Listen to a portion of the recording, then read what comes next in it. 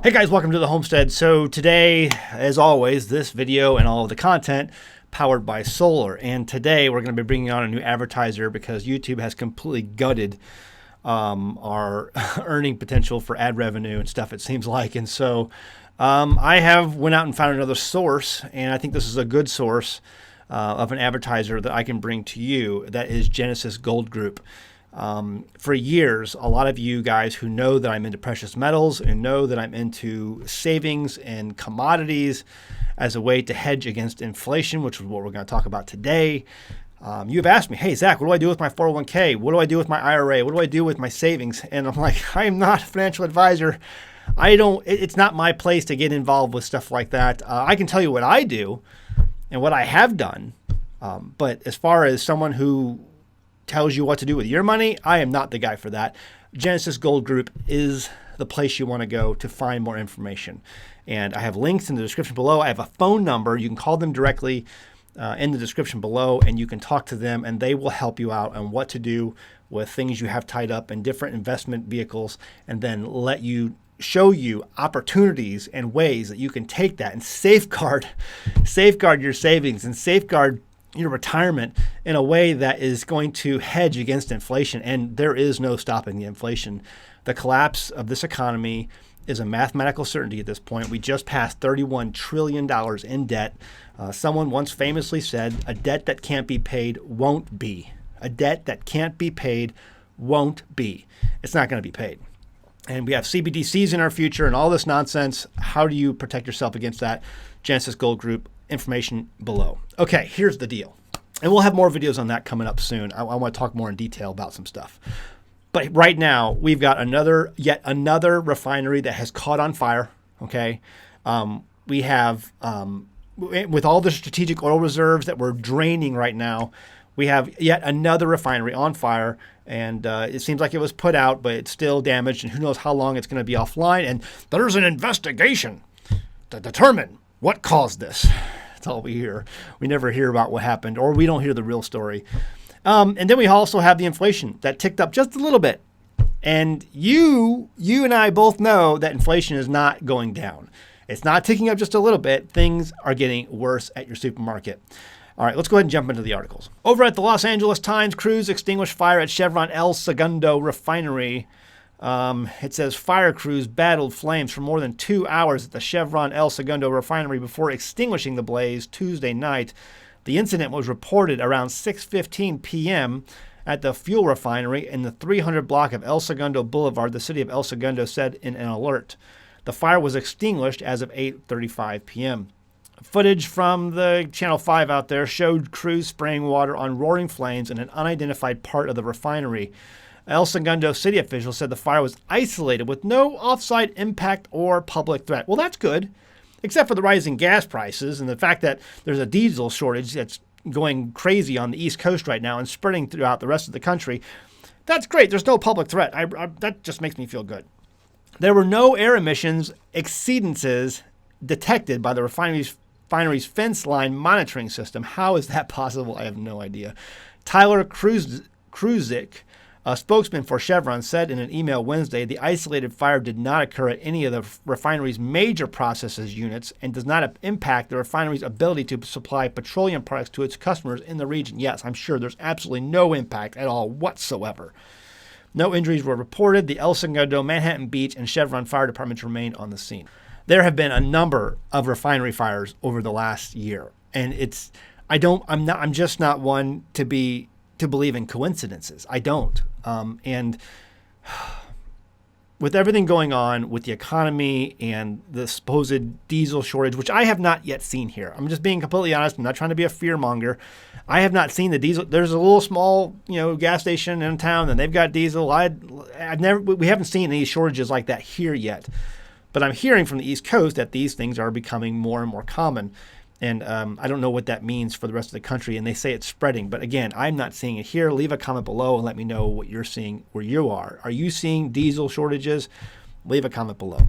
And as a matter of fact, getting away from the whole fear-mongering thing, I have not seen a lot of shortages in the stores at all. Me and Tim were talking about this morning. And there's mostly things on the shelf. There are a few bare spots here and there, and there are a few things that are a little light in areas, when it comes to product carrying. But for the most part, I just don't see a lot of shortages yet. Definitely some sections are smaller than they've been before in the past, but there's still stuff on the shelf. So it's just different in all places. Leave a comment, again, what it's like in your area. Things that you're not finding, things you can't find. I've been watching the boots on the ground, just like most of you guys have been watching it over at Southern Pepper One and some of these other channels. And I'm just not seeing it. Let me know what you think. Not saying it's not going to happen, because, man, everything seems like it's lining up for that to happen. And inflation is not going away, which brings us to our next article.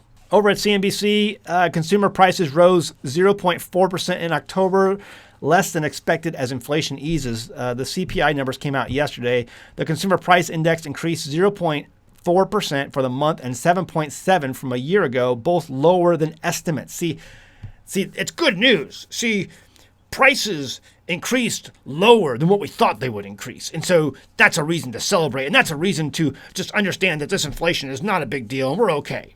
But you have to ask yourself, when you go to the store, when you go to the grocery store, do you see prices increases? Do you see things going up?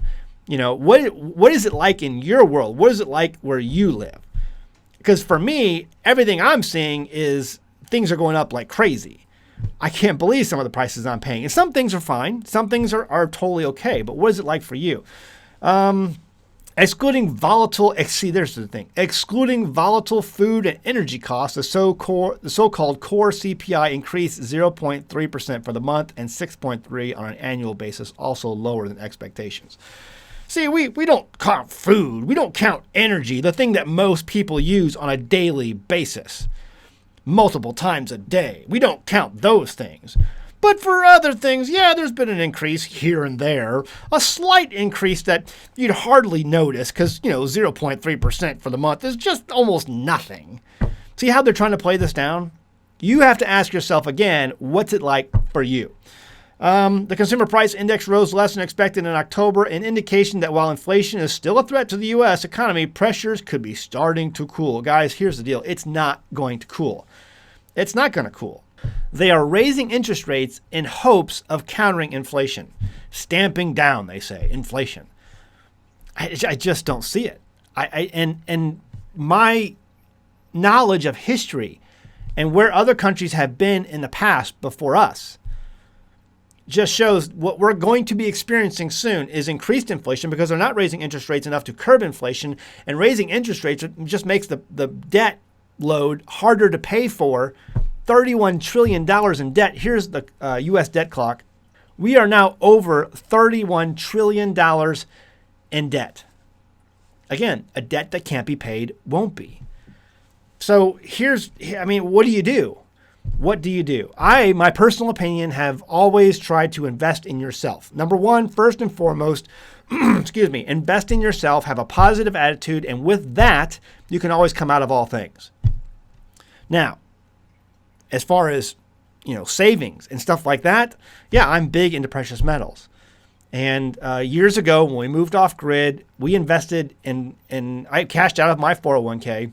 I cashed out of savings. We all cashed out of savings, and we put everything that we had into this homestead because we wanted it to be a place that we enjoyed. We wanted it to be a place that would be productive, and we wanted to be a place where we could be self-reliant as much as possible and self-sufficient as much as possible. But then as times got better and things for us, we began to produce things and be self-sufficient.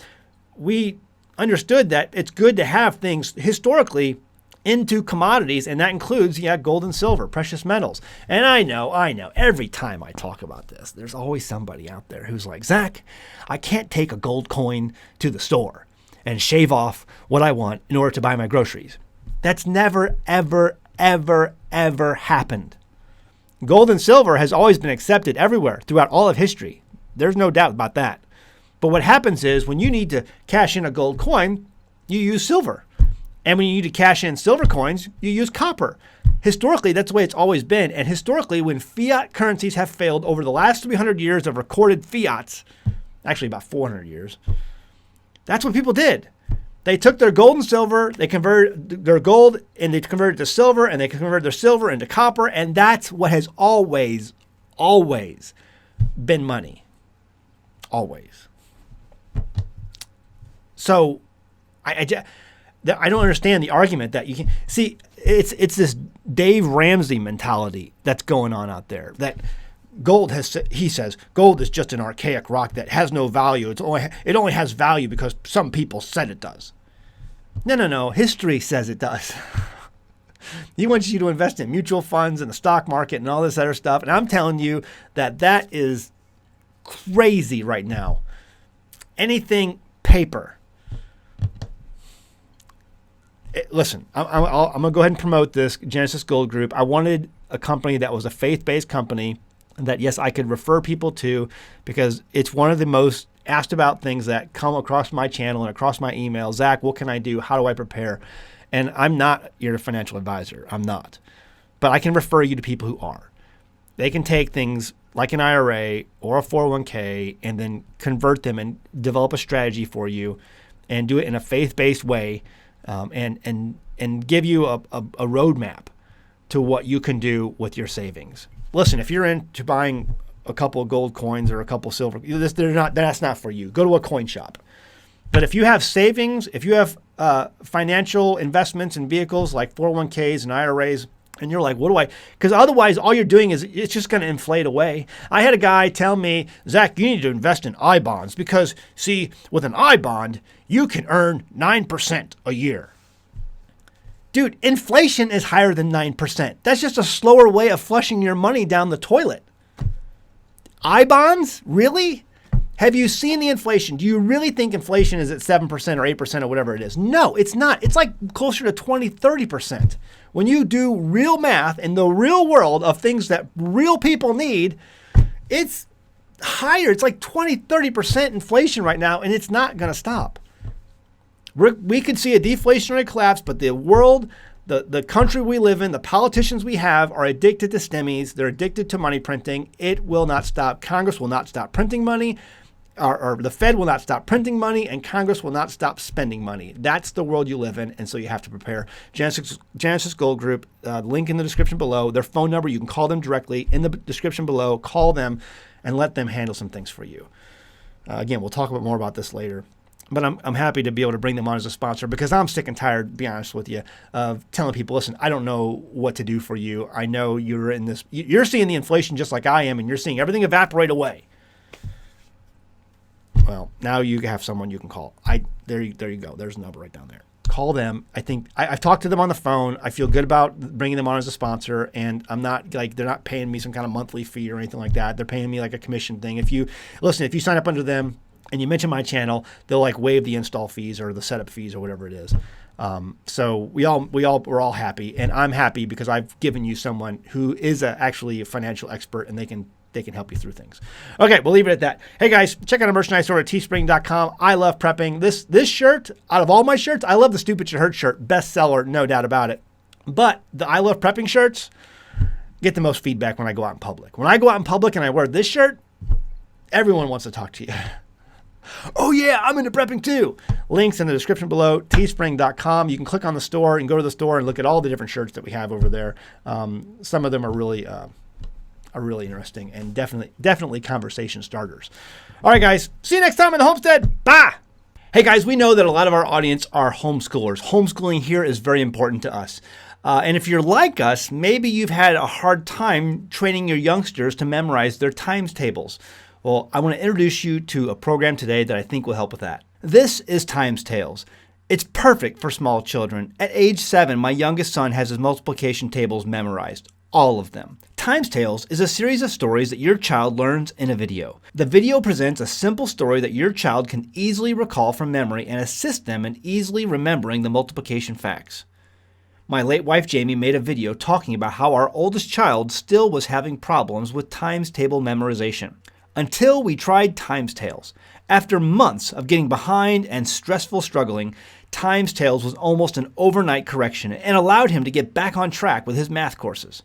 So I want you to give this a try. They have different packages available, and there's going to be a link in the description below. Every purchase you make from this program is going to help the homestead. Give it a try. It worked for us. I'm sure it can work for you and your child too. I know my math facts.